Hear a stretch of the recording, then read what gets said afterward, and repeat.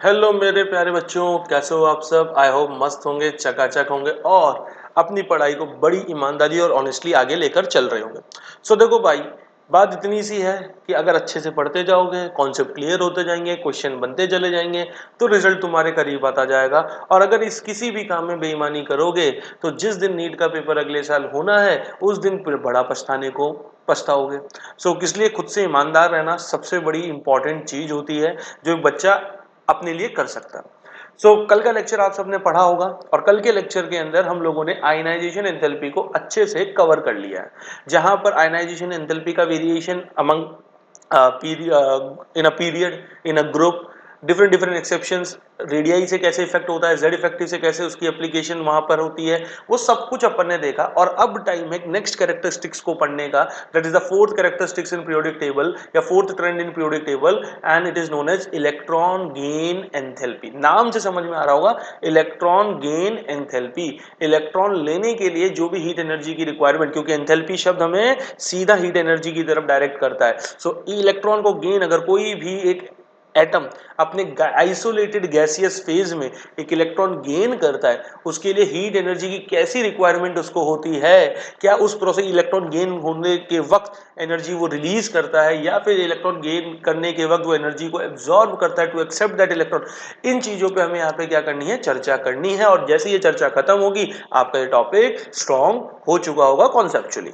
तो सबसे पहले अगर डेफिनेशन की बात करें तो हम बोल सकते हैं कि भाई minimum energy required to gain an electron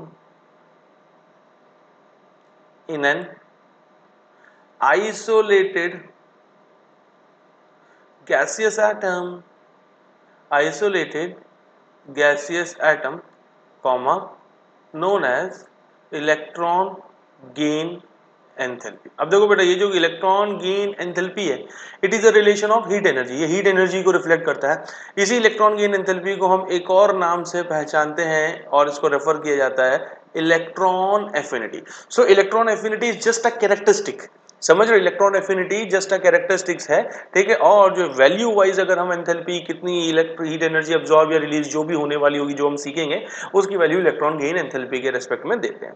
अब लेट सपोज मान लेते हैं कि एंथैल्पी हमें किसकी तरफ लेके गया, हीट एनर्जी की तरफ। अगर हीट एनर्जी की तरफ लेके गया, इसका मतलब कि या तो इलेक्ट्रॉन जब गेन होगा तो आपकी हीट एनर्जी एब्जॉर्ब होगी और प्रोसेस बन जाएगा एंडोथर्मिक।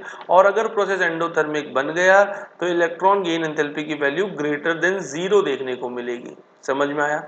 और दूसरा, अगर इलेक्ट्रॉन गेन होते वक्त हीट एनर्जी रिलीज हो रही है तो हम बोलेंगे ये तो क्या बन गया भैया, प्रोसेस एक्सोथर्मिक। मतलब इलेक्ट्रॉन गेन एंथैल्पी की वैल्यू लेस देन 0 है। अब इन दोनों में से क्या है, क्या इलेक्ट्रॉन गेन एंथैल्पी एक एंडोथर्मिक प्रोसेस है या इलेक्ट्रॉन गेन एंथैल्पी एक एक्सोथर्मिक प्रोसेस है, यही हमें पता लगाना है, यही हमें फाइंड आउट करना है। तो कैसे करेंगे, आओ चलो सीखते हैं। तो मान लेते हैं कि जनरली इलेक्ट्रॉन कौन गेन करता है, who has a tendency to gain electron, non metals. So मेरे पास एग्जांपल लेता हूं, मेरे पास क्लोरीन है बच्चे। क्लोरीन अपने गैसियस फेज में, क्लोरीन का एटॉमिक नंबर 17 होता है। 2,8,7 ये इसकी एक नॉर्मल इलेक्ट्रॉनिक कॉन्फ़िगरेशन लिख दी गई है। अब हमें मालूम है ये क्लोरीन एक इलेक्ट्रॉन गेन करेगा और जैसे ही एक इलेक्ट्रॉन गेन करेगा बच्चे, ये क्या बनाएगा, Cl माइनस बना देगा गैसियस। और जैसे ही Cl माइनस गैसियस होगा तो यही आपके आउटर मोस्ट शेल में जो पहले 7 इलेक्ट्रॉन हुआ करते थे उसकी जगह अब कितने इलेक्ट्रॉन हो जाएंगे, 8 इलेक्ट्रॉन। कितने इलेक्ट्रॉन हो जाएंगे, 8 इलेक्ट्रॉन। अब यही जो 8 इलेक्ट्रॉन हुए तो हमें यही बताना है कि ये जो एक्स्ट्रा इलेक्ट्रॉन आया, जब क्लोरीन ने इसको अपने आउटर मोस्ट शेल में एक्सेप्ट किया, उस वक्त जो इलेक्ट्रॉन गेन एंथैल्पी थी, क्या वो उस वक्त हीट एनर्जी रिलीज या एब्जॉर्ब। अब आपको ना एक बहुत सिंपल सी कहानी समझाता हूं। कहानी है कि भाई आप हो, ठीक है, और आपको ट्रेन पकड़नी है। हम ट्रेन, ठीक है, पकड़नी है। तो ट्रेन अगर आपको पकड़नी है तो आपका ट्रेन में अपना रिजर्व्ड बर्थ है। आपको भैया आपने घर जाना था, आप भैया पढ़ रहे हो, आपने घर जाना है कि भैया दिवाली का समय आ रहा है, तो आपने ट्रेन पकड़नी है और रिजर्व्ड बर्थ है आपके पास। अब मान के चलो कि आप लेट सपोज स्टेशन पहुंच गए। अब आपके पास बैग होगा, सब कुछ होगा, और आपका लेट सपोज बर्थ नंबर है 56। अब सोचो 56 बर्थ आपकी रिजर्व्ड है, उस पर पूरा हक आपको है, और हर पैसेंजर को अपने सामान रखने की भी जगह सब कुछ मिलती है कि नहीं मिलती। अब स्टेशन में जैसे ट्रेन आके रुकी, सो भाई नॉर्मल सी बात है, कुछ बंदे क्या कर रहे होंगे, डी बोर्ड, और वहीं उसी वक्त कुछ बंदे क्या करना चालू कर देते हैं, बोर्डिंग स्टार्ट कर देते हैं। मतलब कोई वेट नहीं करता भाई, ट्रेन मतलब ये सोचते ही नहीं है लोग कि भाई जो उतरने वाले पहले उतर जाओ, फिर चढ़ने वाले आराम से चल जाएंगे, फटाफट से डी बोर्डिंग बोर्डिंग शुरू हो जाती है। और जैसे इसी चीज में अब यहां से आपकी क्या हो गई, मशक्कत चालू हो गई। मतलब अपनी रिजर्व सीट जिसपे तुम आराम से पहुंच सकते हो और जहां पे जाके तुम्हें आराम फरमाना है सामान रख के, जैसे स्टेशन पे ट्रेन आई, लोग के डी बोर्ड बोर्ड होने के इन सारे में तुम्हारी मशक्कत शुरू हो गई। इसी मशक्कत से वो ट्रेन की गैलरी से होते हुए लेट सपोज तुम अपनी सीट पे पहुंच गए। अब तुम जब अपनी सीट पे पहुंच गए तो क्या देखते हो कि भाई पहले से जो किसी और स्टेशन से एक इंसान ट्रैवल करते हुए आ रहा था, तो उसने देखा कि तुम्हारी वाली जो सीट है वो खाली पड़ी है, अभी तक इस पे कोई आया नहीं है, तो वो मस्त इस पे फैल के बैठ गया। तो तुम गए, तुमने उसको बोला भाई साहब उठ जाओ, उस भाई साहब ने तुम्हारी जगह पे अपना सामान भी ठूस रखा है, तुमने कहा भैया अपना सामान हटाओ। सोचो मतलब अपनी बर्थ पर बैठने के लिए अभी तक मतलब क्या सोचा था कि भाई अपनी सीटें जाएंगे, सामान बिठाएंगे और मस्त नहीं लेट के सफर तय करेंगे। बट जैसे स्टेशन पे ट्रेन आई, बोर्डिंग से लेकर वो गैलरी पार करने तक, अपनी ही सीट पे सेटल होने तक, सारी की सारी मशक्कत कौन कर रहे हो, तुम कर रहे हो कि नहीं कर रहे, सारी की सारी मेहनत कौन कर रहे हो, तुम ही कर रहे हो कि नहीं कर रहे हो। तो किसकी एनर्जी खर्च हो रही है, सारी तुम्हारी। तो अगर मैं तुम्हें दूर से देख के ऑब्जर्व करूं तो मैं क्या बोलूंगा कि भाई का जो प्रोसेस है, भाई मैं क्या बोलूंगा, लेट सपोज ये जो स्टूडेंट है इसकी अपनी ही रिजर्व बर्थ तक पहुंचने का जो क्या है, अब जो भी इसकी सिचुएशन है, मेहनत लग रही है, ये प्रोसेस पूरी एक्सोथर्मिक है कि नहीं है। और अक्सर आपने सुना होगा कि लोग कहते हैं कि अरे ट्रेन चलने तो अपने आप सेटल हो जाएगा, वो यही है। तो अपनी एनर्जी खर्च करके थोड़ी बहुत बहसबाजी करके कि भैया अपना सामान इधर खिसकाओ इधर खिसकाओ, और तब जाके हम लोग क्या करते हैं, अपनी सीट पकड़ते हैं।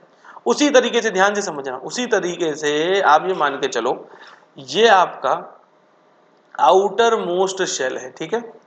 अब आपको मालूम है आउटर मोस्ट शेल में कितने इलेक्ट्रॉन रह सकते हैं, ऑक्टेट पूरा होना चाहिए, 8 इलेक्ट्रॉन की जगह है, ठीक है। और आपको एक बात और पता होगा कि इलेक्ट्रॉन इलेक्ट्रॉन एक दूसरे को क्या करते हैं बच्चों, रिपेल करते हैं। क्या करते हैं, इलेक्ट्रॉन इलेक्ट्रॉन एक दूसरे को रिपेल करते हैं। अब अभी क्लोरीन के पास इनिशियली क्या है, क्लोरीन के पास अपने 7 इलेक्ट्रॉन है। तो ये वही वाली बात होगी कि एक 8वें इलेक्ट्रॉन की जगह है, बट ये जो 7 इलेक्ट्रॉन है क्या बोलेंगे, 1 2 3 4 5 6 और लेट्स सपोज ये 7 ऐसे।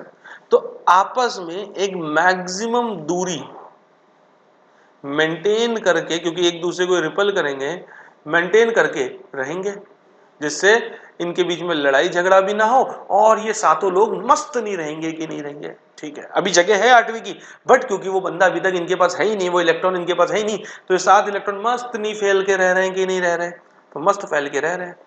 अब यहां पे मान लो 8th इलेक्ट्रॉन आया। अब ये 8th इलेक्ट्रॉन इस पॉइंट से एंटर करे, ये 8th इलेक्ट्रॉन यहां से एंटर करे, ये 8th इलेक्ट्रॉन कहीं से भी एंटर करेगा, ये जो मैक्सिमम दूरी इन लोगों ने बना रखी है, ये मैक्सिमम दूरी क्या हो जाएगी, डिस्टर्ब हो जाएगी कि नहीं हो जाएगी। एंड फिर से इस 8th इलेक्ट्रॉन को एकोमोडेट करने के लिए, इस 8th इलेक्ट्रॉन को एकोमोडेट करने के लिए यहां पे इलेक्ट्रॉन इलेक्ट्रॉन रिपल्शन अराइज हो जाएगा कि नहीं हो जाएगा।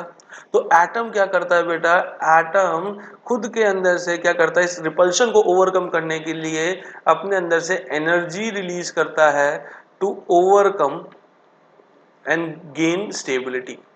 तो इसको ओवरकम करने के लिए और स्टेबिलिटी पाने के लिए। तो जैसे ही एटम ने ये काम किया, तो एटम ने क्या किया, इस इलेक्ट्रॉन को एक्सेप्ट करने के लिए एनर्जी रिलीज करी। और अगर एनर्जी रिलीज करी तो आप क्लियरली बोल सकते हो कि भैया एक इलेक्ट्रॉन को एक्सेप्ट करने की प्रोसेस एक एक्सोथर्मिक प्रोसेस है। कैसी है, एक्सोथर्मिक। भाई नॉर्मल सी बात है ना, जैसे तुम्हें स्टेशन से अपनी रिजर्व बर्थ तक पहुंचने के लिए सारी मशक्कत, सारी मेहनत तुम्हें ही करनी पड़ी, ठीक है, और तुम्हारा खुद का सारी की सारी प्रोसेस एक्सोथर्मिक है। वैसे ही इस 8th इलेक्ट्रॉन को भी अपनी जगह बनाने के लिए खुद ही मेहनत करनी पड़ रही है, खुद ही वहां पे रिपल्शन फेस करना पड़ा है, और फिर सब लोगों के बीच में थोड़े टाइम में भाईचारा बना के रहना क्यों मजबूर होना पड़ रहा है। और इस काम के बीच में एटम क्या करता है, एनर्जी रिलीज करता है, और फिर जाके वो ऑटोलोग स्टेबलाइज होकर रहना शुरू कर देते हैं। इसका मतलब कि अगर क्लोरीन ने ये एक इलेक्ट्रॉन गेन किया होगा तो इस 8th इलेक्ट्रॉन के यहाँ आने से जो इलेक्ट्रॉन इलेक्ट्रॉन रिपल्शन हुआ होगा उसको ओवरकम क्लोरीन ने अपनी एनर्जी को रिलीज करके किया होगा। तो इलेक्ट्रॉन गेन एंथैल्पी की वैल्यू यहाँ कैसी देखने को मिलेगी, नेगेटिव देखने को मिलेगी। और हमें क्या समझ में आया कि इलेक्ट्रॉन गेन एंथैल्पी बेटा एक एक्सोथर्मिक प्रोसेस है। क्या है बच्चे, एक एक्सोथर्मिक प्रोसेस है। आया समझ में, बोलो इसमें कोई डाउट है, समझ में आया, कहानी समझ में आई भाई। हमेशा ध्यान रखना, जैसे एक ट्रेन के अंदर चढ़ते और अपनी सीट तक पहुंचने के लिए खुद मशक्कत करके खुद ही एनर्जी को लूज करके मुझे क्या करना पड़ता है, अपनी जंग खुद लड़के अपनी रिजर्व सीट पे आराम करने के लिए मेहनत करनी पड़ती है। वैसे एक इलेक्ट्रॉन भी जब किसी शेल में एंट्री लेता है तो वहां उस शेल में मौजूद पहले से जो आपके इलेक्ट्रॉन है वो एक दूसरे से मिनिमम रिपल्शन फेस करें, इसलिए एक मैक्सिमम दूरी अटेन कर लेते हैं और इस तरीके से रहते हैं जहां मैं क्या बोल सकता हूं, हाँ, इस तरीके से रहते हैं जहां रिपल्शन मिनिमम हो। तो जैसे एक नया इलेक्ट्रॉन एंटर करेगा वो किसी भी डायरेक्शन से एंटर करे, वो उन सारे पुराने इलेक्ट्रॉन के बीच में जो मैक्सिमम दूरी का फ्लो बना है उसको ब्रेक कर देगा। जैसे ही वो दूरी का फ्लो ब्रेक हुआ फिर से इलेक्ट्रॉन इलेक्ट्रॉन रिपल्शन स्टार्ट हो गया। So atom will now release some energy to overcome that repulsion and make the system stable. And इसी दौरान आपकी इलेक्ट्रॉन गेन एंथैल्पी की प्रोसेस आपकी एक एक्सोथर्मिक प्रोसेस में तब्दील हो जाती है। सो आपको यहां समझ में आया कि नहीं इलेक्ट्रॉन गेन एंथैल्पी क्या होता है। सो हमें क्या पता चला बच्चे, हमने यहाँ पे क्या फाइंड आउट कर लिया कि जो इलेक्ट्रॉन गेन एंथैल्पी है उस वक्त एनर्जी रिलीज होती है and electron gain enthalpy is always a exothermic process. आया समझ में, वेरी गुड। अब आप बोलेंगे कि सर जैसे आयनाइजेशन एंथैल्पी, एक इलेक्ट्रॉन मल्टीपल इलेक्ट्रॉन लूज कर रहा था एक एलिमेंट, क्या वैसे यहाँ पे एक एटम मल्टीपल इलेक्ट्रॉन गेन कर सकता है? मैंने कहा बिल्कुल कर सकता है। एंड जब वो मल्टीपल इलेक्ट्रॉन गेन करेगा तो वो क्या कहलाएगा, सक्सेसिव इलेक्ट्रॉन गेन एंथैल्पी। तो सर यही जो सक्सेसिव इलेक्ट्रॉन गेन एंथैल्पी ये कैसी होगी, क्या एक के बाद जब दूसरा इलेक्ट्रॉन रिलीज आएगा तो क्या सिस्टम और ज्यादा एक्सोथर्मिक बिहेवियर शो करेगा और हैवी हीट रिलीज करेगा क्या? तो मैंने कहा आओ समझाता हूं। अब देखो तुम्हारे ना इस बात को समझते हुए कि दिमाग में खटकना चाहिए, ऐसे भी मतलब ये तुम्हें एक वो है साइरन हिंट है कि यार इसको रिमेंबर करने में आसानी देगा कि अगर मैं ही एनर्जी खर्च, मान लो कि अपने स्टेशन पे पहुंचा, हर काम के लिए अगर मुझे ही मेरी एनर्जी खर्च करनी पड़ेगी तो सोचो मैं खुद ही एक टाइम पे जाके एक ऐसे लोअर एनर्जी मतलब इतना डल हो जाऊंगा, इतना टायर्ड हो जाऊंगा कि किसी काम को करने के लायक नहीं होऊंगा। तो अगर एटम को ही हर बार एनर्जी खर्च करनी पड़ेगी तो एटम इतनी लोअर एनर्जी पर चल जाएगा कि वो खुद को ही नहीं मैनेज कर पाएगा, तो इलेक्ट्रॉन को क्या मैनेज करेगा। मतलब एक जस्ट रिलेशन बता रहा हूं जिससे तुम्हें मेरी बात समझ आए। तो वैसे ही लेट सपोज मान लो कि मेरे पास ऑक्सीजन गैस है, तो आपको मालूम है ऑक्सीजन एटॉमिक नंबर 8 2,6, आपने इसको बोला कि एक इलेक्ट्रॉन ले लो ऑक्सीजन भैया और O माइनस गैस बना लो। अब हमें क्या मालूम है कि ये जो 6 इलेक्ट्रॉन है ये 6 के 6 आउटर मोस्ट शेल में इस तरीके से रह रहे होंगे कि इनके बीच में मैक्सिमम दूरी होगी जिससे रिपल्शन कम हो। बट जैसे ही यहाँ पे 7वां इलेक्ट्रॉन आया, ये 7वां इलेक्ट्रॉन इनके बीच की मैक्सिमम दूरी को क्या कर देगा, ब्रेक कर देगा। एंड इस 7th इलेक्ट्रॉन को एक्सेप्ट करने के लिए ऑक्सीजन अपने अंदर से एनर्जी रिलीज करेगा एंड जो पहला इलेक्ट्रॉन को गेन करने के लिए हम यहाँ पे इलेक्ट्रॉन गेन एंथैल्पी देख रहे हैं वो क्या होती है, नेगेटिव। तो ये बात तो तय है कि the first electron gain enthalpy, एक बात तो तय हो गई, इस बात को तो फिक्स कर देता हूं कि first electron gain enthalpy is always negative. Is always negative मतलब is always a exothermic process. अब ध्यान से समझना, अब लेट सपोज ऑक्सीजन भैया है O माइनस गैस, इन्होंने कहा कि मेरा एटॉमिक नंबर 8 है, इलेक्ट्रॉनिक कॉन्फ़िगरेशन 2,7 हो गया, क्यों ना मैं एक इलेक्ट्रॉन और गेन कर लूं और O-2 गैस बन जाऊं जिससे मेरे पास नोबल गैस कॉन्फ़िगरेशन आ जाएगी, मैं और मस्त हो जाऊंगा। तो मैंने कहा बिल्कुल सही बात है, इसका मतलब ऑक्सीजन ने एक इलेक्ट्रॉन और गेन करने गया। अब ध्यान से समझना, ध्यान से, बड़े ध्यान से। तो अब आपका सवाल मुझसे यही है ना कि सर इस वक्त जब इलेक्ट्रॉन गेन हो रहा है तो इसको मैं क्या बोलूंगा, सेकेंड इलेक्ट्रॉन गेन एंथैल्पी। और ये जो सेकेंड इलेक्ट्रॉन गेन एंथैल्पी है ये क्या एक्सोथर्मिक प्रोसेस ही है? अगर है तो और क्या पहले से ज्यादा एनर्जी रिलीज होगी? या सर यहाँ पे कहानी एकदम ही चेंज होके ये एंडोथर्मिक प्रोसेस तो नहीं बन गई? तो मैंने देखो एक सिचुएशन बताता हूँ, लेट सपोज कोई ट्रेन वाली कहानी समझो।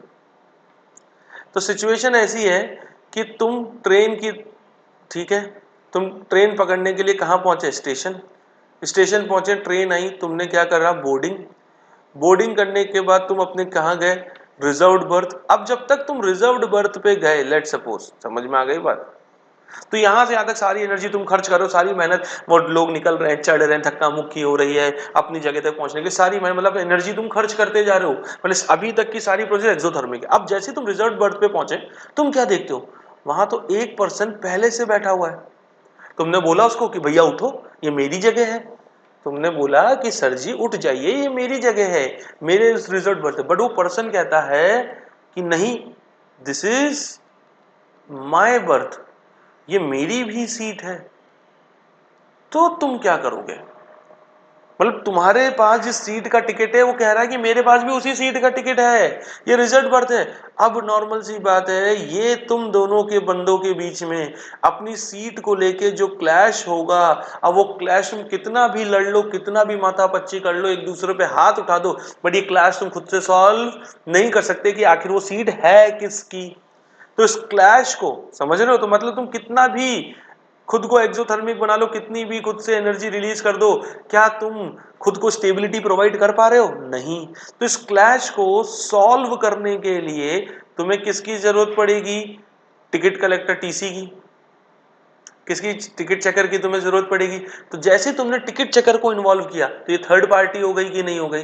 थर्ड पार्टी आके डिसीजन दे रही है, इसका मतलब तुमने बाहर से सपोर्ट लिया, और जैसे तुमने बाहर से सपोर्ट लिया तो अब जो भी तुम्हारी जो भी डिसीजन होगा, जो भी तुम्हारी स्टेबिलिटी होगी, उसको मैं एंडोथर्मिक की टीम में डाल सकता हूं कि नहीं, because you have took the outer support, you have took the outer support. तो वैसे ही इसी तरीके से जब एक इलेक्ट्रॉन ऑक्सीजन गेन कर चुका है, उस रिपल्शन के वक्त ऑक्सीजन ने इतनी एनर्जी रिलीज कर दी है, अब अगर मान लो कि जो एर्थ इलेक्ट्रॉन यहां जब एंट्री लेगा, फिर से जब वापस रिपल्शन हो रहा है, तो oxygen is not capable of stabilising that repulsion by itself. तो वो क्या करता है? बाहर से थोड़ी सी एनर्जी एब्जॉर्ब करता है टू एक्सेप्ट दैट इलेक्ट्रॉन, क्योंकि वो बाहर वाले को कहता है कि भाई मैं नोबल गैस हो जाऊंगा तो मेरे पास एक्स्ट्रा स्टेबिलिटी आ जाएगी, सो मैं I will return your favour. तो इसीलिए ये बाहर से मदद लेता है। सो ऑलवेज रिमेंबर, जैसे ही स्टेशन पे अगर तुम्हारी रिजर्व बर्थ पे कोई और बैठा और वो कह रहा हो कि मेरी सीट है, उस बात का तुम खुद से सॉल्यूशन नहीं ढूंढ सकते, you need a TC to clarify, और आप बन जाते हो वहां पे आपकी exothermic process gets converted into endothermic. वैसे ही अगर एक एक्स्ट्रा इलेक्ट्रॉन गेन हो रहा है, तो एक जैसे ही सेकंड इलेक्ट्रॉन या सेकंड से ऊपर कोई भी थर्ड फोर्थ इलेक्ट्रॉन गेन होगा, तो उस रिपल्शन को सिस्टम एटम खुद से ओवरकम नहीं कर पाता है, it needs some outer energy which makes the system an endothermic process. ठीक है, तो इलेक्ट्रॉन गेन एंथैल्पी कैसी हो गई? एक्सोथर्मिक। तो यहां से क्या समझ में आया? यहां से मेन मुद्दा क्या समझ में आया कि ओनली, ध्यान से समझो, first electron gain enthalpy is an exothermic process. समझ में आया कि नहीं? Rest all successive electron gain enthalpy are endothermic process. बाकी जितनी भी हैं बच्चे, वो सब की सब क्या है? एंडोथर्मिक प्रोसेस है। क्या है बच्चे? सबके सब एक एंडोथर्मिक प्रोसेस है। आया समझ में कि नहीं आया? पक्की बात है। तो जैसे मान लो कि मेरे पास यही ऑक्सीजन है, तो मान लो कि ऑक्सीजन गैस है, ये एक इलेक्ट्रॉन गेन कर रहा है एंड ये O माइनस गैस बना रहा है, तो इसकी इलेक्ट्रॉन गेन एंथैल्पी की value let suppose I am saying है -700। वैसे अगर O माइनस गैस है, अगर वो एक इलेक्ट्रॉन और गेन कर ले एंड O-2 गैस बनाए, तो इसकी इलेक्ट्रॉन गेन एंथैल्पी की वैल्यू कुछ मान लो मैंने बोला +900 है। तो इलेक्ट्रॉन गेन एंथैल्पी सेकेंड वाली पॉजिटिव है कि नहीं है? तो इस तरीके से आपको पैरामीटर दिए जाएंगे जहां पे आपको वैल्यूज को याद नहीं रखना, बट आपको ये कॉन्सेप्ट पता होना चाहिए कि पहली नेगेटिव दूसरी पॉजिटिव। तो इस तरीके से अगर किसी और कोई ऑप्शन दे रखा है और आपसे बोले कि choose the correct value regarding electron gain enthalpy for the following electron gain system, तो आप इसको चूज करोगे। समझ में आया कि नहीं आया? Very good. सो इलेक्ट्रॉन गेन एंथैल्पी क्या होती है, कैसे काम करती है, कैसा पूरा सिस्टम है, फर्स्ट वाली नेगेटिव, सेकंड वाली पॉजिटिव, कैसे सारी चीजें होती हैं, उस पर हम लोगों ने क्या कर लिया बच्चे, अच्छे से चर्चा कर लिए। अब हमारा समय है मूव करना है हमें किस चीज पे, ऑन ट्रेंड कि ये इलेक्ट्रॉन गेन एंथैल्पी का वेरिएशन इन अ पीरियड और इन अ ग्रुप किस तरीके से है। तो चलिए उस पर आगे बढ़ते हैं। सो ट्रेंड्स इन पीरियोडिक टेबल की अगर अपन बात करते हैं बच्चों, तो सबसे पहले let's suppose trends in electron gain enthalpy. So periodic table के अंदर इलेक्ट्रॉन गेन एंथैल्पी का ट्रेंड देख लेते हैं। ठीक है, इलेक्ट्रॉन गेन एंथैल्पी क्या होती है ये तो अपन ने समझ ही लिया।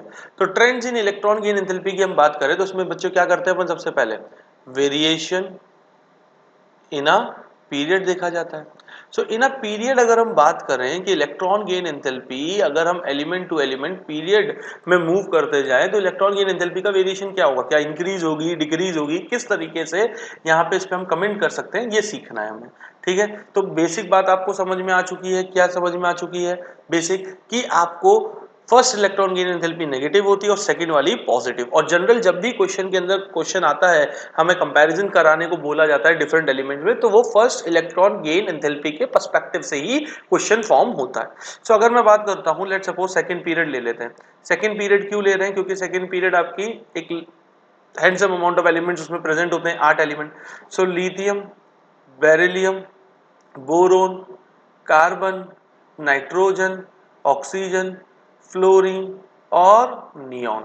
अब अगर जैसे ही मैंने यहाँ पे सेकंड पीरियड के सारे एलिमेंट मैंने आपके सामने लिख दिए, अब देखो यहाँ पे हम क्या कहते हैं, जब भी हम पीरियड में मूव करते हैं तो हम इसी चीज को लेफ्ट टू राइट मूवमेंट की तरह भी क्या करते हैं, डिनोट करते हैं कि हम पीरियड में अगर मूव कर रहे हैं इसका मतलब हम लेफ्ट से शुरू होके एक्सट्रीम राइट की तरफ जा रहे हैं। अब देखो मैं आपको पहले ही बता देता हूं, ये जो ग्रुप 2 है, नाइट्रोजन ग्रुप 15 में आता है और आपका ये नियॉन ग्रुप 18 में आता है। इन तीनों पे मैं पहले ही एक बात की कमेंट कर देता हूं कि इसके पास अगर आप देखोगे सो NH2 कॉन्फ़िगरेशन है। अगर आप नाइट्रोजन वाले ग्रुप की बात करोगे तो इन सब के पास NH2 NP3 वाली कॉन्फ़िगरेशन है। और नियॉन वाले ग्रुप की बात करोगे नोबल गैसेस की, सो इन सब के पास NH2 NP6 वाली क्या है, कॉन्फ़िगरेशन है। तो ये सारी की सारी कॉन्फ़िगरेशंस क्या है, एक्स्ट्रा स्टेबल है। और ये कॉन्फ़िगरेशन एक्स्ट्रा स्टेबल है, इसीलिए अगर मैं इनसे बोलूंगा कि वुड यू वांट कि आप एक इलेक्ट्रॉन लेना चाहोगे, तो ये पहले ही मेरे मुंह पे क्या कर देंगे, मना कर देंगे और बोलेंगे हमें कोई इलेक्ट्रॉन नहीं चाहिए। इसीलिए इन लोगों की जो फर्स्ट इलेक्ट्रॉन गेन एंथैल्पी होती है वो क्या होती है, पॉजिटिव होती है। तो ये एज एक्सेप्शन मैंने यहीं पे बता दिया है कि आपको ये चीज ध्यान रखनी है कि ग्रुप 2, ग्रुप 15, ग्रुप 18 की जो फर्स्ट इलेक्ट्रॉन गेन एंथैल्पी है वो पॉजिटिव होती है। इसका मतलब इनकी इलेक्ट्रॉन गेन एंथैल्पी सबसे कम होगी किसी भी पीरियड के अंदर। ठीक है बच्चों, अब हम बात करेंगे लेफ्ट टू राइट जा रहे हैं तो क्या हो रहा है। So lithium, boron, carbon, oxygen, fluorine, अगर इसमें मैं बात करूं तो एक चीज आपको यहां से क्या समझ में आनी चाहिए कि जब मैं लेफ्ट टू राइट जा रहा हूं, सो हमेशा एक बात ध्यान रखना, जब इलेक्ट्रॉन एक्सेप्ट की बात हो, इलेक्ट्रॉन को अट्रैक्ट करने की बात हो, कि bigger the size lesser will be attraction. ये पॉइंट हमेशा याद रखना, ये आपको बहुत काम आएगा कि जितनी बड़ी साइज होगी इलेक्ट्रॉन को गेन और अट्रैक्ट करने की इच्छा उतनी ही क्या हो जाती है, हमारी कम हो जाती है। So bigger the size lesser will be attraction की अगर हम बात कर रहे हैं तो लेफ्ट टू राइट जाने पे हम सबको मालूम है एटॉमिक रेडियाई क्या होगी बच्चे, डिक्रीज होगी। एटॉमिक रेडियाई क्यों डिक्रीज होती है, क्योंकि हमारा जेड इफेक्टिव क्या होता है बच्चे, इंक्रीज होता है। और बच्चा लोग अगर जेड इफेक्टिव इंक्रीज हो रहा है, ठीक है, साइज छोटी हो रही है, तो इसका मतलब इलेक्ट्रॉन गेन की जो टेंडेंसी है वो हमारी इंक्रीज हो जाएगी। और अगर इलेक्ट्रॉन गेन की टेंडेंसी इंक्रीज हो जाएगी तो electron gain enthalpy left to right जाने पर इंक्रीजेस। अब पॉइंट ना यहाँ पे एक छोटी सी मैं बात समझाने की कोशिश करता हूँ। इंक्रीजेस बोल तो रहे हैं बट कई बार ना जब इसकी वैल्यूज आपके सामने गिवन होंगी तो आप शायद कोई सिली मिस्टेक कर सकते हो, और वो सिली मिस्टेक होगी जस्ट बिकॉज कि आप वहां पे मैथ्स का कॉन्सेप्ट लगा दोगे। जैसे मैं समझाता हूँ, मैं बोल रहा हूं कि भाई लेफ्ट टू राइट जाने पे आपकी इलेक्ट्रॉन गेन एंथैल्पी इंक्रीज हो रही है। तो देखो मैं कोई फिक्स्ड वैल्यू नहीं बता रहा हूं, I am taking just random values but just to explain you. Let suppose lithium की आ रही है कुछ -100, ठीक है, इसकी तो पॉजिटिव होगी। बोरोन की आ रही है कुछ -200, कार्बन की आ रही है कुछ -300, ऑक्सीजन की आ रही है कुछ -400, फ्लोरीन की आ रही है कुछ -500। अब आप बोलोगे सर आप एक तरफ बोल रहे हो कि लेफ्ट टू राइट जाने पे इलेक्ट्रॉन गेन एंथैल्पी इंक्रीज होती है, बट अगर मैं इन वैल्यूज को देखूं -100 से -200 छोटा होता है, -200 से -300 छोटा होता है, -300 से -400 छोटा होता है, -400 से -500 छोटा होता है। तो यही सी सिली मिस्टेक की मैं आपसे बात कर रहा था कि आप यहां पर कंप्लीट मैथमेटिकल वैल्यू यूज करो, जबकि नेगेटिव साइन किसी भी अगर एंथैल्पी की वैल्यू है अगर आपके पास, उसमें नेगेटिव साइन का काम सिर्फ इतना सा है कि वो आपको बता रहा है कि प्रोसेस एक्सोथर्मिक प्रोसेस है। उसका सिंपल सा काम है कि प्रोसेस एक्सोथर्मिक प्रोसेस है, आप वहां पर मैथमेटिकली वैल्यू कंपेयर नहीं करोगे। -100 का मतलब है कि 100 किलो जूल पर मोल हीट एनर्जी रिलीज हो रही है, -200 का मतलब है कि 200 किलो जूल पर मोल हीट एनर्जी रिलीज हो रही। अब आप सोचो 200 किलो जूल हीट एनर्जी कोई एब्जॉर्ब करे और 200 किलो जूल कोई हीट एनर्जी रिलीज करे, तो 200 किलो जूल हीट का जो इंपैक्ट होगा वो तो सेम ही होगा ना। समझ में आया? तो आपको वैल्यूज हमेशा सिर्फ मैग्नीट्यूड कंपेयर करना है। नेगेटिव साइन सिर्फ ये बता रहा है कि प्रोसेस कैसी है, एक एक्सोथर्मिक प्रोसेस है। इसीलिए ये कंफ्यूजन ना हो, आप मैथमेटिकली सिली मिस्टेक ना करें। इसीलिए हम इतना सा कहते हैं कि लेफ्ट टू राइट जाने पर electron gain enthalpy becomes more negative. इसीलिए हम वहां पर इंक्रीज बोलने की बजाय क्या बोल देते हैं, मोर नेगेटिव। अब आप बोलोगे हाँ सर -100 से -200 ज्यादा नेगेटिव है, -200 से -300 ज्यादा नेगेटिव है, -300 से -400 ज्यादा नेगेटिव है, -400 से -500 ज्यादा नेगेटिव है। तो किसी प्रकार और इसी पॉइंट को जैसे आपने बोला तो ये इंक्रीज वाला पॉइंट ऑटोमेटिकली जस्टिफाइड हो गया कि नहीं। सो लेफ्ट टू राइट जाने पर आपको क्या ध्यान रखना है कि bigger the size lesser the attraction. Left to right जाने पे एटॉमिक रेडियाई क्या हो रही है, डिक्रीज हो रही है, इसलिए इलेक्ट्रॉन गेन एंथैल्पी इंक्रीज होगी और इंक्रीज होने का मतलब वो क्या हो जाएगी, मोर नेगेटिव हो जाएगी। बच्चे क्या हो जाएगी, मोर नेगेटिव हो जाएगी। सो वेरिएशन इन अ पीरियड क्या है इलेक्ट्रॉन गेन एंथैल्पी का, आपको समझ में आया? वेरी गुड, चलो बहुत अच्छे बच्चे। अब अगर हम बात करते हैं कि वेरिएशन इन अ ग्रुप क्या होगा, वेरिएशन इन अ ग्रुप की अगर मैं यहां पे चर्चा करूं, सो देखो अगर ग्रुप के अंदर हम बात करते हैं, इसका मतलब हम जा रहे हैं टॉप टू बॉटम। हम कहां जा रहे हैं, टॉप टू बॉटम। और इलेक्ट्रॉन लेने का सबसे ज्यादा मन किसका होता है, नॉन मेटल्स का। इसीलिए इस बार टॉप टू बॉटम के अंदर जब हम कंपैरिजन कर रहे हैं तो हम यहाँ पे हे लीना ने की रब से फरियाद ग्रुप 1 नहीं उठा रहे, हम ग्रुप 17 उठा रहे हैं। फिर कल बाहर आई एंटी, मतलब फ्लोरीन, क्लोरीन, ब्रोमीन और आयोडीन। एस्टाडाइन मेटल है, रेडियो एक्टिव मेटल है, इसलिए इसको छोड़ दिया। ठीक है, तो नीचे जा रहे हैं। नीचे आने पर आपको क्लियरली पता है कि सर जी शेल बढ़ रहे हैं, रेडियाई बढ़ रही है, और रेडियाई बढ़ रही है साइज बढ़ रहा है, इसका मतलब इलेक्ट्रॉन के प्रति फ्लोरीन से कम टेंडेंसी होगी क्लोरीन की एक्सेप्ट करने की, क्लोरीन से कम टेंडेंसी ब्रोमीन, ब्रोमीन से कम टेंडेंसी आयोडीन, मतलब इलेक्ट्रॉन एक्सेप्टेंस घट रहा है। इसका मतलब मैं क्या बोलूंगा कि इलेक्ट्रॉन गेन एंथैल्पी डिक्रीजेस। अब डिक्रीजेस से आप फिर से कंफ्यूज ना हो जाओ मैथमेटिकली सिली मिस्टेक, इसीलिए हमने डिक्रीजेस बोलने की बजाय हम ज्यादा प्रिफर क्या करेंगे कि इलेक्ट्रॉन गेन एंथैल्पी बच्चों क्या हो रही है, बिकम्स लेस नेगेटिव। इसलिए हम यहाँ पे क्या बोलते हैं, लेस नेगेटिव। क्योंकि मान लो -500 से -400 -300 तो ऑटोमेटिकली वैल्यू डिक्रीज हो रही है, और -100 से समझो लेस नेगेटिव वैल्यू की तरफ भी आप जा रहे हो। तो ये दोनों चीजें एक पंथ दो काज आपको यहाँ पे होते हुए नजर आते हैं। इसलिए आप बोलोगे कि लेफ्ट टू राइट जाने पे electron gain enthalpy more negative होती है, एंड टॉप टू बॉटम आने पे electron gain enthalpy less negative होती है। इतनी बात आ गई समझ में? यहां तक कोई डाउट? पक्की बात है। पीरियड में एक्सेप्शन कैसे चलता है, ग्रुप में एक्सेप्शन सॉरी वेरिएशन कैसे चलता है, आपको सब कुछ क्लियर हो गया। अब बारी आती है एक्सेप्शन की। अब आते हैं एक्सेप्शन बच्चे के। एक्सेप्शन ज्यादा दूर नहीं है इनऑर्गेनिक में, आयनाइजेशन एंथैल्पी में कितने सारे एक्सेप्शन थे, बट उतने एक्सेप्शन यहां पर नहीं देखने। यहां पे पहला एक्सेप्शन आपने क्या देखा, पहला एक्सेप्शन आपने ये देखा कि ग्रुप 2, ग्रुप 15 और ग्रुप 18 इन लोगों की जो फर्स्ट इलेक्ट्रॉन गेन एंथैल्पी है वही क्या होती है, पॉजिटिव। क्यों होती है, इनकी इलेक्ट्रॉनिक कॉन्फ़िगरेशन। दूसरा, अब मैं आपको बताता हूं, सबसे ज्यादा जो आपका कंपैरिजन होता है या इलेक्ट्रॉन गेन एंथैल्पी का सवाल पूछा जाता है वो सेकंड पीरियड और थर्ड पीरियड के एलिमेंट में कंपैरिजन के फॉर्म में पूछा जाता है। और इसमें भी कौन पूछे जाते हैं मैं आपको बताता हूं। देखो बच्चों, आपके पास कौन है, कार्बन, नाइट्रोजन, ऑक्सीजन, फ्लोरीन।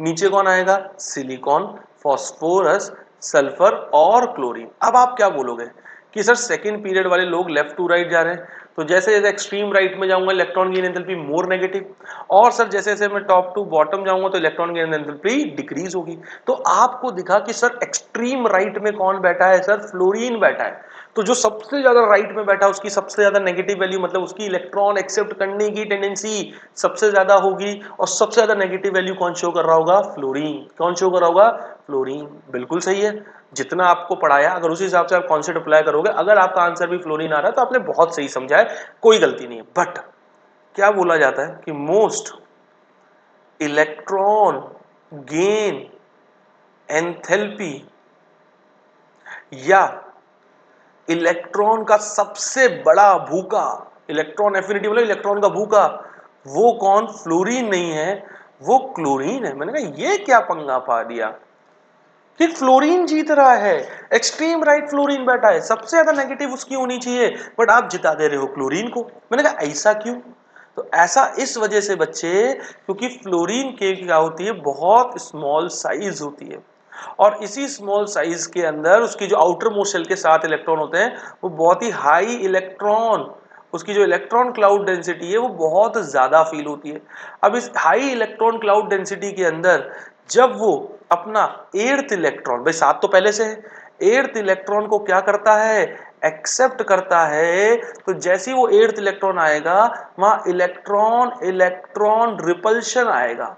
अब फ्लोरीन का क्या काम है, भाई पहला इलेक्ट्रॉन आ रहा है, आप अपनी रिजर्व बर्थ पे गए, सारी मशक्कत आपने करी, सीट से उठाया, आपने सामान रखा, सेटल डाउन हुए, सब मेहनत आपने करी, तो आप पूरे एक्सोथर्मिक हैं। सो फ्लोरीन भी क्या कर रहा है, वही एर्थ इलेक्ट्रॉन का रिपल्शन को ओवरकम करने की कोशिश कर रहा है, और जैसे जैसे ओवरकम करने की कोशिश करेगा वैसे वैसे एनर्जी रिलीज करेगा, बट वो एनर्जी रिलीज करता जाता है, करता जाता है, करता जाता है, बट वो स्टेबिलिटी नहीं मिल पा रही, और उसको लगता है एक पॉइंट में अगर इससे ज्यादा मैं नेगेटिव एनर्जी रिलीज कर दूंगा तो मैं खुद ही एग्जिस्टेंस मेरी क्वेश्चन मार्क में आ जाएगी। इसीलिए ये जो इलेक्ट्रॉन इलेक्ट्रॉन रिपल्शन है ये कंप्लीट ओवरकम वो खुद नहीं कर पाता, और इस ओवरकम को, इसको ओवरकम करने के लिए वो एक्स्ट्रा आउटर सपोर्ट ले लेता है। अब ये जो भी सपोर्ट लेंगे, जो भी चीजें यहां पर होंगी वो सब किसके रेस्पेक्ट में होंगी, हीट एनर्जी के रेस्पेक्ट में।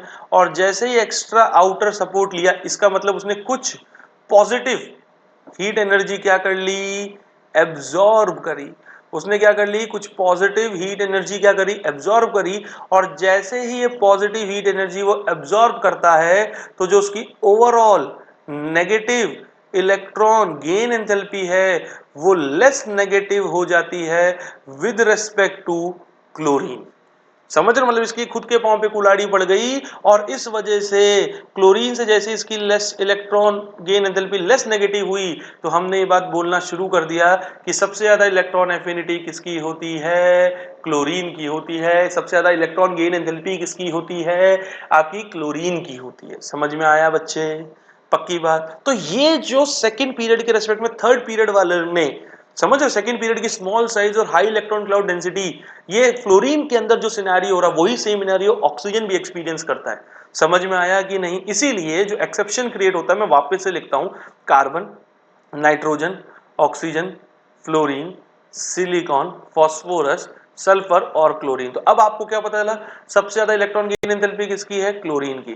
तो जब भी हम यहां पे बात करेंगे इलेक्ट्रॉन गेन एंथैल्पी की तो उल्टा जिगजैग बनेगा कि क्लोरीन की सबसे ज्यादा, फिर फ्लोरीन, फ्लोरीन के बाद किसकी होगी, सल्फर की, सल्फर के बाद किसकी होगी, ऑक्सीजन। मतलब ऑक्सीजन से ज्यादा किसकी है इलेक्ट्रॉन गेन एंथैल्पी, सल्फर की। Again same reason, small size high electron cloud density. अब ग्रुप 15 वाले तो आपको मालूम है ये तो पॉजिटिव वैल्यू शो करते हैं। अब पॉजिटिव वैल्यू शो करते हैं इसका मतलब इनका तो सबसे लोएस्ट होगा, इसीलिए इस पोजीशन को छोड़ के हम किसके पास जाते हैं, सिलिकॉन के पास जाते हैं एंड देन इनके पास आते हैं। तो ये जिगजैग ऑर्डर अगर आपको पता है तो आप इलेक्ट्रॉन गेन एंथैल्पी का ऑर्डर बता सकते हो। सो क्लोरीन है, फिर फ्लोरीन है, फिर सल्फर है, फिर ऑक्सीजन है, फिर सिलिकॉन है, फिर कार्बन है, फिर फास्फोरस है और फिर नाइट्रोजन है। तो this is the comparison of electron gain enthalpy among second and third period elements. और जनरली ये कंपैरिजन नॉन मेटल्स के बीच में होता है क्योंकि इलेक्ट्रॉन गेन करने की टेंडेंसी नॉन मेटल्स की होती है।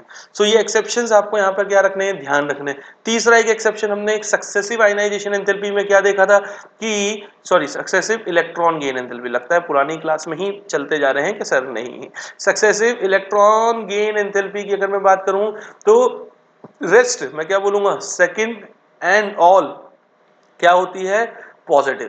कि सक्सेसिव इलेक्ट्रॉन गेन एंथैल्पी में सेकंड इलेक्ट्रॉन गेन एंथैल्पी और उसके बाद सारी क्या होती हैं, पॉजिटिव होती हैं। सो इलेक्ट्रॉन गेन एंथैल्पी क्या होता है बच्चा, वेरिएशन इन पीरियड कैसे देखा जाएगा, वेरिएशन इन ग्रुप कैसे देखा जाएगा, एक्सेप्शंस क्या है, क्यों थर्ड पीरियड की इलेक्ट्रॉन गेन एंथैल्पी एक्सीड कर जाती है सेकंड पीरियड वाले लोगों से, क्या लॉजिकल रीजन है, वो सब कुछ आपके सामने मैंने यहाँ पे चर्चा किया है।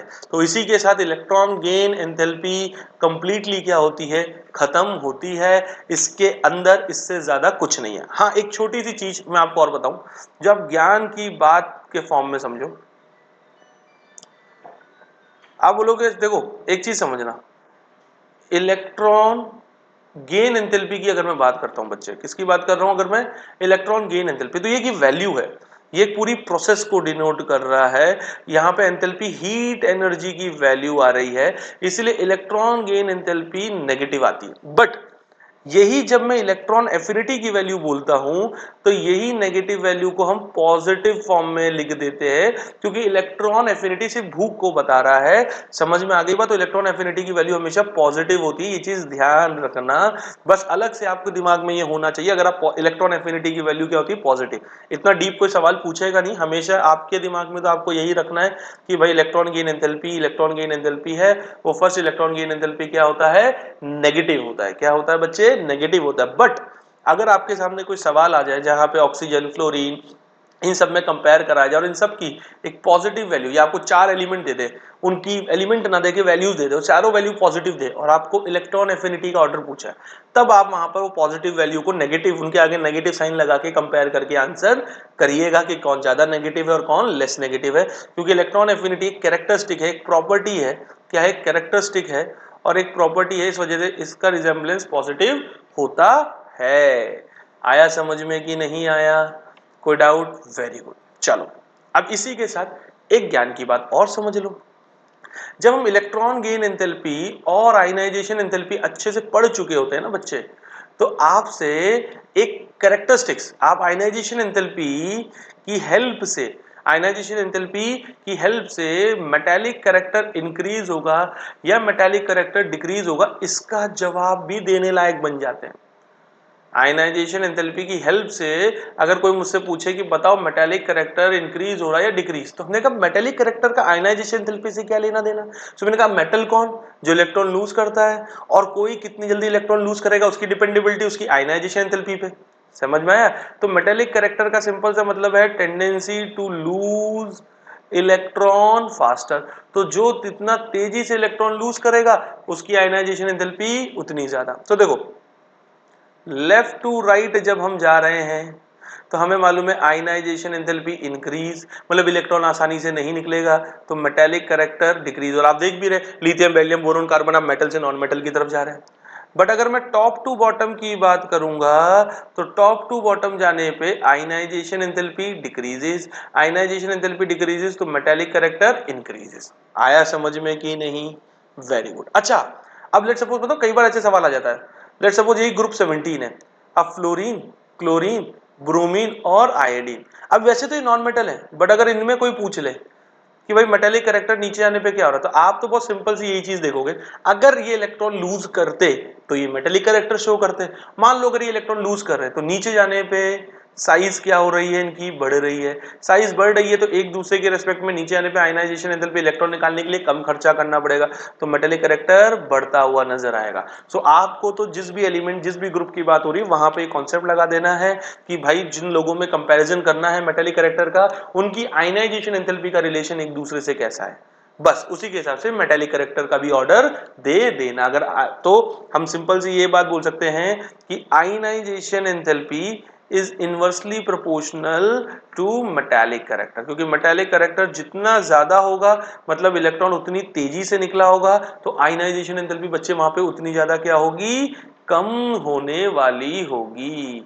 समझ में आया कि नहीं आया, कोई डाउट? Very good. और अगर हम बात करें किस चीज की बेटा, अब मैं बात करूं नॉन मेटेलिक कैरेक्टर की, तो नॉन मेटेलिक कैरेक्टर का जवाब हमें किससे मिलेगा, या तो भाई नॉर्मल सी बात है इसका अपोजिट ले लो, या नॉन मेटेलिक कैरेक्टर का जवाब हमें मिलेगा इलेक्ट्रॉन गेन एंथैल्पी से।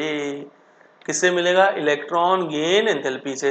तो अगेन लेफ्ट टू राइट जाने पर इलेक्ट्रॉन गेन एंथैल्पी क्या हो रही है, मोर नेगेटिव हो रही है, तो नॉन मेटेलिक कैरेक्टर बढ़ेगा, एनएमसी बढ़ेगी, और आपका सपना है जीएमसी में जाना।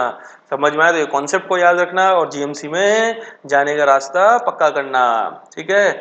और अगर हम टॉप टू बॉटम की बात करते हैं तो इलेक्ट्रॉन गेन एंथैल्पी यहाँ पर क्या हो जाती है, लेस नेगेटिव होती है। सो नॉन मेटेलिक कैरेक्टर यहाँ पे डिक्रीज होता है, यहाँ पे क्या होता है, डिक्रीज होता है। तो ये 2 point metallic character non metallic character के बारे में आपको पता होने चाहिए। तो ये जो ज्ञान की बात मैंने आपको 2 बताई ये भी आपके लिए बहुत इंपॉर्टेंट है, इन पे भी सवाल बनता है। कैसे बनेगा, बहुत सारे सवाल तो अपन करेंगे जैसे चैप्टर एंड होगा, बट ये कंटेंट आपको जितना अच्छे से क्लियर होगा उतना बल्ले बल्ले होने वाली है आपकी। सो आई होप यहाँ तक आपको अच्छे से समझ में आया होगा। ये अब एनसीईआरटी खोलनी है, रिवाइज करना है, लाइन टू लाइन रीड करनी है, कोई डाउट है तो पूछना है। और अगर जिन भी बच्चों ने अभी तक सब्सक्राइब नहीं कर रखा तो प्लीज सब्सक्राइब करो, क्योंकि इससे इजी तरीके से कॉन्सेप्ट डिलीवरी किसी और चैनल या किसी और टीचर के किसी और टीचर से आपको देखने को नहीं मिलेगी, गारंटी है। ठीक है बच्चों, सो अगर if you are liking my teaching so please do share, like and subscribe, क्योंकि ये बहुत इंपॉर्टेंट होता है। एंड अगेन एट लास्ट, जिस तरीके से आपका फोकस बना हुआ है उस फोकस को बनाए रहे, स्टे फोकस, ब्लिंकर्स ऑन, कि इधर उधर और क्या कर रहे हैं मुझे नहीं देखना, मेरे को बस मेरी पढ़ाई पे ध्यान देना है। So be keep your blinkers on, stay focus, and last I just say thank you बच्चों, मिलते हैं नेक्स्ट लेक्चर में।